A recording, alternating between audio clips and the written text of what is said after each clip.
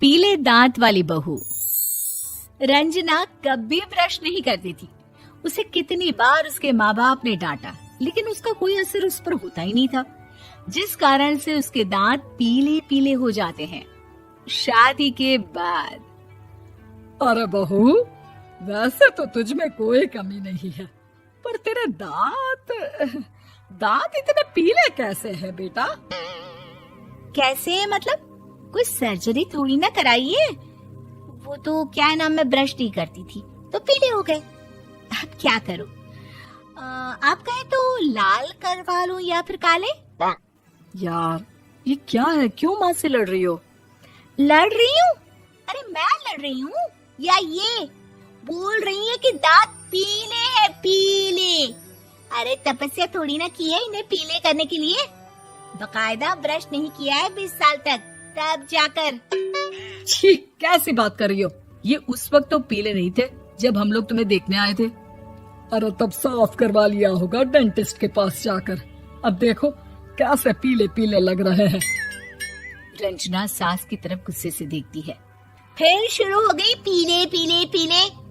अरे पीले तो तब भी थे जब मेरे हाथ का रसगुल्ला उड़ा उड़ा कर खा रही थी और बोल रही थी, लड़की नहीं गुणों का खजाना दे रहे भाई साहब आप। खैर, अब वो लोग करते भी तो क्या करते, पीले दांत वाली बहू पल्ले पड़ी थी तो झेलना तो था ही। एक दिन कीर्तन में रंजना गाना गा रही थी। अरे कमला बहन, माँ का द्वार है, यहाँ तो सब शुद्ध होकर आते हैं, फिर अपनी बहू को ब्रश भी नहीं करवाती तुम। दूर से पीले पीले दांत भक्ति में बाधा उत्पन्न कर रहे हैं। अरे कोई 2 साल की बच्ची थोड़ी ना लेकर आई हूँ मैं बहू बनाकर।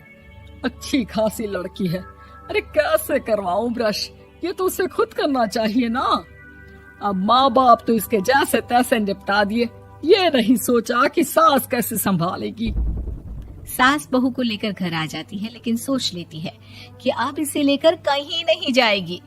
अगले रोज बहू कहती है, अरे क्या हो गया, मंदिर नहीं जाना क्या? कीर्तन का वक्त हो रहा है। मेरी मधुर वाणी से कान्हा जी जागते हैं और सोते हैं। आप तो जानती है ना उनकी भक्ति में कितना मन लगता है मेरा। वो क्या है ना, तबीयत ठीक नहीं लग रही है मेरी, आराम करूंगी मैं। तबीयत ठीक नहीं लग रही? अभी तो मिथुन के गाने पर नाच रही थी आप, और अब बोल रही है कि तबीयत ठीक नहीं लग रही। अरे भक्ति में मन लगा लो सासू माँ, ऊपर जाना है, क्या मुंह दिखाओगी आप? हाँ? सास को बहू की बात पर गुस्सा आ जाता है। मैं क्या मुंह दिखाऊंगी, इसकी चिंता तो ना कर, समझी? अपने मुंह की चिंता कर, जो ये पीले पीले दांत लेकर हर जगह पहुंच जाती है। पता है लोग कितना मजाक बनाते हैं। ना जी ना, मैं नहीं जाना कहीं तेरे साथ। तो ये बात है, कोई ना, मत जाओ, मैं अपने कमरे में ही बैठकर भक्ति कर लूंगी। ऊपर वाला दांत थोड़ी ना देखता है, मन देखता है, भावना देखता है। और अरे बस बस, तू सब कुछ दिखा, बस ये सफेद चमकदार दांत ना दिखाना किसी को, है? जा यहाँ से। बहू को सास की बात का कोई फर्क नहीं पड़ता, वो तो जैसी थी वैसी ही रह जाती है। सुबह नहाकर किचन में खाना बनाना, फिर खाना खाना, कीर्तन भजन करना और सो जाना। एक दिन, माँ जी मैं सहेली के घर जा रही हूँ, शाम को लेट आऊंगी। हाँ हाँ तो जाना, मैंने कौन सा तेरी आरती करनी है घर पर बैठकर। रंजना सहेली के घर जाती है, जहाँ वो पार्टी में जाने की तैयारी कर रही होती है। अरे शिखा, कहाँ जाने की तैयारी कर रही है? मैं गलत वक्त पर आ गई क्या? अरे नहीं यार, उल्टा सही वक्त पर आ गया। मैंने ये साड़ी और ज्वेलरी निकाली है यार, शाम को इनके ऑफिस की एक पार्टी में जाना है। बताना कैसा लग रहा है ये सब? नहीं यार, इस ड्रेस के साथ तो वो वाली ज्वेलरी अच्छी लगेगी। हाँ हाँ सही बोल रही है, मैंने ध्यान ही नहीं दिया। वैसे तो हमेशा से मस्त फैशन सेंस रखती है। तो बड़ा जाती होगी ना पति के साथ पार्टी में। रंजना कुछ नहीं बोलती, बस सोचती है कि यार काश ये बात सही हो जाती, पर मैं क्यों नहीं जाती पार्टी में? क्या इन लोगों की कोई पार्टी होती नहीं होगी? रंजना घर आती है और रात में पति से सवाल करती है, एक बात बताइए, आप मुझे किसी पार्टी में क्यों नहीं ले जाते? क्या आपकी यहाँ ऑफिस में पार्टी नहीं होती? पति बेचारा क्या कहता कि दांत पीले हैं तुम्हारे इसलिए।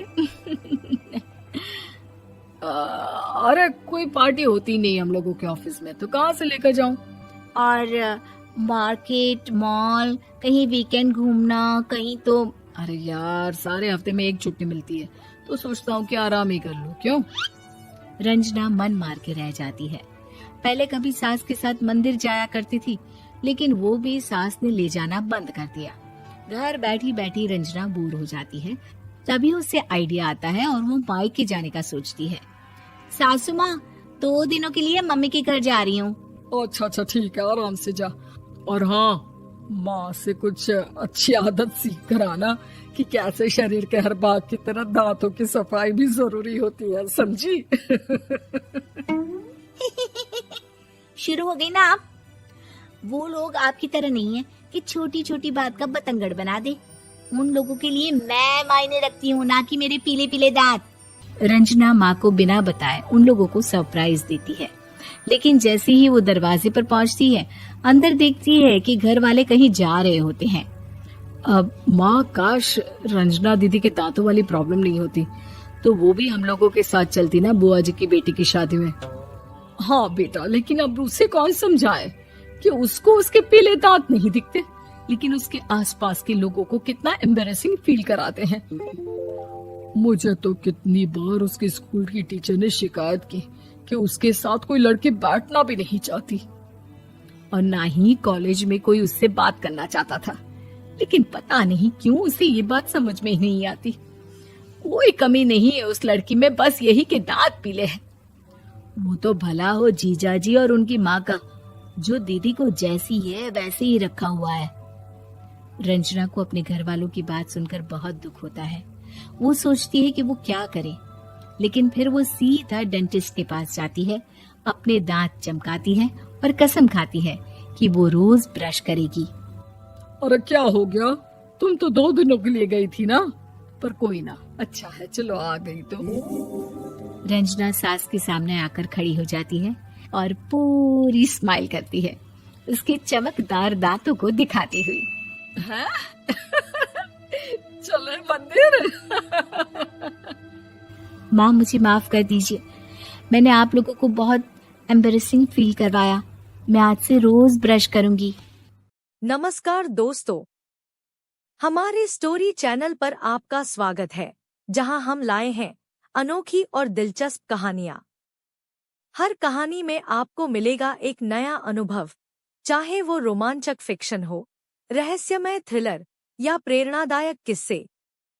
हमारा मकसद है कि हम आपको ऐसी कहानियों में ले जाएं जो न केवल मनोरंजन करें, बल्कि आपके दिल और दिमाग को भी छू जाए।